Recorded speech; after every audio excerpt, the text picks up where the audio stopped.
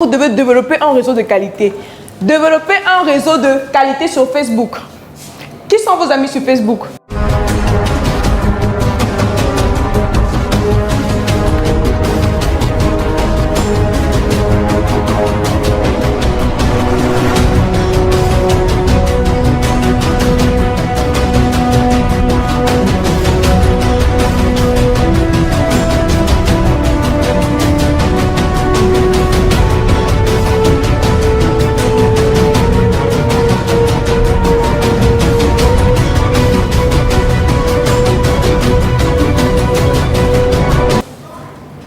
Au départ sur Facebook, c'était la concurrence. J'avais une amie, on faisait la concurrence en fait du nombre d'amis. Donc on envoyait les demandes à n'importe qui, on sélectionnait n'importe qui. Que tu sois chinois, on ajouter. Mais quand j'ai commencé à ouvrir les yeux, j'ai fait un travail, c'est aller retirer. Et c'est ce travail que vous allez faire. Vous devez développer un réseau de qualité sur Facebook. De la même manière que LinkedIn, en fait, c'est le réseau qui marche. Même sur Facebook, le réseau marche aussi. Même sur Facebook, le réseau marche. Parce que si vous avez un réseau de qualité, constitué par exemple des prospects de qualité, vous avez la force sur votre profil personnel. Parce que la différence entre votre profil personnel, votre compte et votre page, on va arriver, c'est que la page, en fait, pour que ça marche, il faut payer la publicité. Pourtant, votre compte, c'est vraiment votre mine d'or, en fait. La probabilité que les gens lisent votre publication sur votre compte, les amis, est très élevée que la page, vous allez faire une publication là-bas, la probabilité est très très faible. Ça, ce sont les algorithmes de Facebook. Donc, vous avez le choix alors de qui sont vos... Parce que vous n'allez pas forcément trier, c'est les personnes qui vont... Sauf si vous faites la publicité, les personnes qui vont liker la page, sauf si vous faites une publicité. Mais sur votre compte, vous avez le droit de choisir qui sont vos amis. Et c'est très capital. Parce que même seulement une publication que vous faites peut être partagée, il suffit que 2, 3, 4 personnes, 5 personnes partagent sur les réseaux. Et ça vous ouvre encore, d'accord, d'autres champs. Je suis sûre que si j'avais fait cette publication de ce talk sur mon compte, mais mon frère, c'est que je devais être ici peut-être avec 2 ou 3 personnes. D'accord. Mais parce que c'est passé par la start-up, vous voyez, ça donne un autre temps. Donc c'est important. C'est très important. Et même le réseau de qualité, si on sort même des portes-clés, parce que ce que je dis, c'est quoi? Ce que je veux dire, ça va également aider des personnes, même si c'est des services que vous voulez offrir, même si c'est une compétence. Cherchez le réseau de qualité. Pour faire ce talk, il a fallu que je sois membre de la start-up. Il y a des amis qui m'ont appelé même pour me dire « Ah, tu es du comité d'organisation de la start-up, mais c'est faux !» Il suffit que vous soyez membre de la start-up et que vous ayez un thème et tout, et que un thème qui est propre à vous, un thème qui relève de votre expertise, et que vous passiez présenter. D'accord? Mais ça, ça fait partie du réseau. Donc, bâtissez-vous un réseau de qualité quand vous voulez donc, gagner rapidement. C'est plus facile. Donc, qui sont vos amis? Comment choisir ses amis? Comme j'ai dit, c'est en fonction de... quand vous avez défini votre client idéal et que vous savez ce que vous venez chercher sur Facebook, vous n'allez pas accepter les amis n'importe comment. Et je suis sûre que vous allez faire ce travail-là. Si peut-être quelqu'un vous demande de l'amitié, vous vérifiez automatiquement c'est quoi son profil. Si vous voyez par exemple les trucs de Al-Qaïda, c'est pas les trucs, mais en fait, c'est en fonction de ce que la personne a renseigné, vous allez dire, ah, cette personne est intéressante, je peux aller ou non. Les centres d'intérêt, exactement, les centres d'intérêt. Et aussi, une autre façon de choisir ses amis, ça c'est une autre stratégie.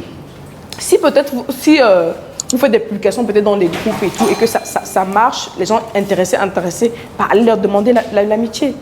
Ça veut dire que même s'ils n'achètent pas, le fait qu'ils soient amis, vous savez amis, peut-être dans 1-2 mois, la personne va acheter. D'accord? Ça, c'est une stratégie. La deuxième stratégie, c'est de cibler les pages de vos concurrents. Les pages, par exemple, des personnes... parce que la vérité, c'est quoi? C'est que vos clients sont chez vos concurrents. D'accord? De cibler les concurrents et d'aller voir les posts des concurrents. Quels sont les posts où les gens ont liké et les posts où les gens ont... Au lieu de liker, même, ils ont plutôt aimé. Parce que quand quelqu'un ne like pas, la personne aime. Ça veut dire que la personne a pris plus de temps. C'est que la personne est plus intéressée. Est-ce qu'on voit? Si sur un post, au lieu que la personne aime, like, la personne est allée aimer ou mettre un wow, le temps qu'on prend pour aimer, pour mettre un j'aime, c'est moins de temps que le temps qu'on prend pour aimer, n'est-ce pas? c'est une stratégie. Donc, c'est de partir voir qui sont ces personnes-là qui ont aimé. Et de chercher à entrer en contact avec ces personnes-là, soit demande d'amitié et tout. Il y a les demandes d'amitié. Et imaginez que vous avez bien renseigné votre profil et tout. Je vous assure que la probabilité que la demande d'amitié soit non est très, très, très faible. Donc ça, c'est une stratégie qui marche. Il faut avoir les amis. Est-ce que c'est intéressant jusqu'ici? On est ensemble? Ok, si vous n'avez pas de retour, est-ce qu'on arrête? Peut-être que ce n'est pas ce que vous voulez. C'est intéressant? D'accord, merci bien. Alors, donc, voilà, partager des contenus de valeur. Vraiment, je vais toujours parler de ça. Partager des contenus de valeur. Parce que si vous passez le temps à publier des trucs qui n'ont pas de sens, les gens ne s'y intéressent pas. Mais si vous partagez quelque chose, l'autre jour j'ai partagé un truc, mais je me disais que c'était juste comme ça, comment enlever le background d'une photo gratuitement. Mais les gens étaient merci, merci, merci. Je dis allô? Donc il faut partager des contenus. Et parfois ces contenus-là, ce n'est pas des trucs que vous inventez. C'est des trucs que vous cherchez, vous-même vous trouvez, mais vous partagez. Parce qu'il y a des gens, par exemple, qui ne vont pas aller sur Google chercher tout, mais parce que vous avez cherché, mais partagez ça. D'accord? Et si peut-être une personne a partagé un contenu intéressant, mais partagez, les gens vont repartager et tout. Et ça donne le sentiment aux autres que vous êtes quelqu'un de valeur. Donc, quand vous partagez quelque chose, les gens ça va attirer l'attention des gens. Et ça se construit. Ça se construit. Donc, si vous ne faisiez pas ça autrement, auparavant, il faut commencer à le faire. C'est important. Comment définir son client idéal? Voilà. Ça constitue à 80% les attributs d'un client idéal. Donc, quel est son sexe? Quel est son âge? Là, ça peut être la tranche d'âge. Quelle est sa situation maritale? Quel est son lieu d'habitation, sa profession, son niveau de vie, son niveau d'études, ses douleurs, ses frustrations? Voilà les éléments, les questions auxquelles vous devez répondre pour avoir le profil de votre client idéal. Et aussi ses centres d'intérêt. C'est important. Qu'est-ce qu'elle fait dans la vie? Moi, par exemple, pour les porte-clés, le sexe, pour moi, c'était homme-femme. Et l'âge, c'était... je partais entre 18 et 30 ans.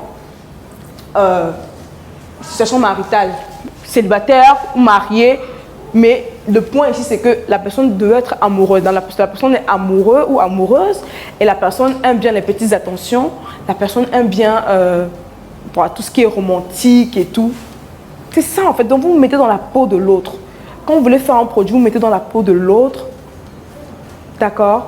Il y a parfois tellement de psychologie derrière et tout. C'est pour ça que vous voyez un produit, après vous achetez, vous ne vous rendez pas compte comment vous avez acheté ce produit. Parce qu'on vous a étudié copieusement. Donc ça, c'est les éléments. Si vous commencez à penser comme ça, vous allez voir que... Et le fait de définir ça, ça va orienter même votre message. Parce que votre produit et service vient résoudre un problème, une douleur, une frustration. D'accord? C'est ça les clés en fait. Ça fait que quand vous connaissez les douleurs, les frustrations de votre client idéal, la façon de formuler votre poste, vous êtes fatigué de telles choses, vous êtes, d'accord? On creuse ce qui vous énerve, c'est avec ça maintenant qu'on vient vous servir le produit et vous acheter. Parce que ça vient répondre à un problème que vous avez net. Donc c'est important, voilà les clés. Et c'est important pour gagner rapidement. Peut-être même pas, vous allez gagner votre premier million. Peut-être vous avez déjà gagné, mais vous allez gagner un autre plus rapidement en appliquant cette stratégie. Quatrièmement, il faut créer une page Facebook professionnelle. Maintenant, dans la page Facebook professionnelle, vous devez mettre des photos de qualité, de bonne qualité, j'insiste.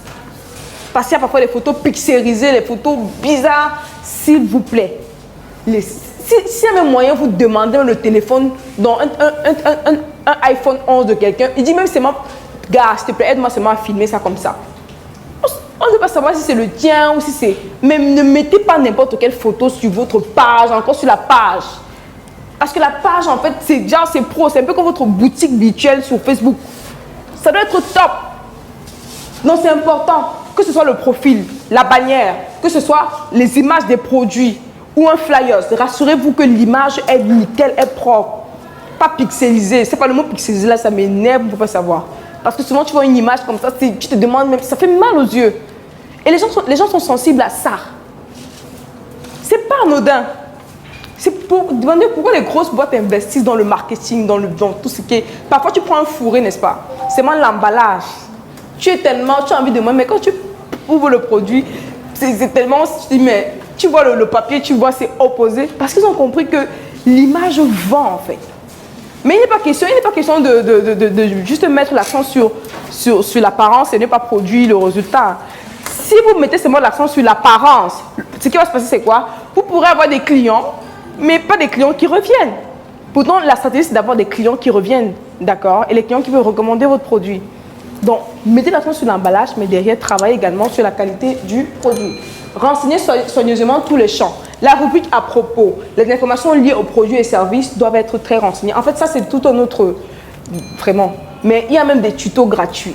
Il y a beaucoup de choses que vous pouvez utiliser. Parfois, même Facebook même t'explique même que ici, mais comme ça, on te dit un message même et tout. Mais maintenant, si après tout ça, vous voulez vous faire accompagner, pourquoi pas? Vous pouvez décider de prendre quelqu'un qui connaît bien et travailler avec la personne. Sachant que si vous avez des questions, la personne peut répondre. Il y a des personnes qui aiment ce modèle-là. Moi-même, j'aime ça. Il y a des trucs, par exemple, que tu peux apprendre seul. Mais parfois, c'est bien d'être accompagné par quelqu'un. Ça fait quand tu es bloqué un peu comme ça et tout, la personne peut te débloquer et tout. Et là, tu gagnes un temps. Le bouton d'appel à l'action et la preuve sociale. La preuve sociale, voilà une stratégie qui m'a fait gagner vraiment dans ce million-là. J'ai beaucoup gagné avec la preuve sociale, les avis clients. La preuve sociale s'appelle les avis clients. Ça peut être un message que le client t'envoie, je suis satisfaite et tout. Ne négligez pas ça. Parfois même, vous pouvez faire un produit gratuitement, offrir gratuitement, mais vous demandez à la personne, donnez-moi un avis ou laissez-moi un avis. Ça va vous faire vendre même 100 produits. Ça, c'est une autre stratégie. Donc, vous offrez à quelqu'un. Maintenant, vous dites, OK, vraiment, tout ce que je te demande, c'est de me laisser un avis, de me faire un message, un témoignage par écrit, un truc comme ça. Ça va vous faire vendre. C'est la preuve sociale. Ça parle plus que votre produit. Alors, c'est tout ce que j'avais prévu pour toi aujourd'hui. J'espère que ce contenu a été édifiant pour toi. Si oui, n'hésite pas à me laisser un commentaire, un j'aime ou partager cette vidéo. Ça peut aider quelqu'un et tu connais la formule. N'oublie pas d'activer le mode solution de ton cerveau. C'était Kamada.